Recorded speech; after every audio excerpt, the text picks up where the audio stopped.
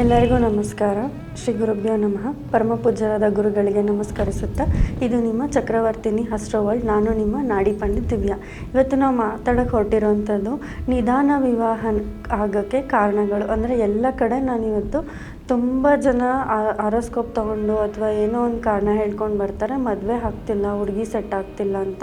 ತುಂಬ ಪ್ರಾಬ್ಲಮ್ ಆಗ್ತಿರೋದು delay marriage ಯಾಕಾಗುತ್ತೆ ಮತ್ತು ಇದರ ಯಾವ್ಯಾವೆಲ್ಲ ಕಾರಣಕ್ಕೆ ಡಿಲೇ ಮ್ಯಾರೇಜ್ ಆಗುತ್ತೆ ಅಂತ ನೋಡೋದಾದರೆ, ಜಾತಕದಲ್ಲಿ ಏನಾದರೂ ಸನ್ಯಾಸಿ ಯೋಗ ಇದ್ದರೆ, ಅಥವಾ ವಿಚ್ಛೇದನ ಯೋಗ ಇದ್ದರೆ, ಅಥವಾ ವೈಧವ್ಯ ಯೋಗ ಇದ್ದರೆ, ಅಥವಾ ವಿದುರ ಯೋಗ ಇದ್ದರೆ, ಅಥವಾ ಅದೇ ಜಾತಕದಲ್ಲಿ ಅಥವಾ ಒಂದು ವ್ಯಕ್ತಿಯೊಳಗಡೆ ದೈಹಿಕ ನ್ಯೂನತೆಗಳಿದ್ದಂಥ ಸಂದರ್ಭದಲ್ಲಿ, ಅಥವಾ ನಿಮ್ಮ ಬಯಕೆಗಳು ಅಥವಾ ಡಿಸೈರ್ಸ್ ಅಂದರೆ ನಿಮ್ಮ ಡೆಸ್ಟಿನಿನೇ ಬೇರೆ ತೋರಿಸ್ತಿರುತ್ತೆ, ಡಿಸೈರ್ ಬೇರೆ ಇರುತ್ತೆ.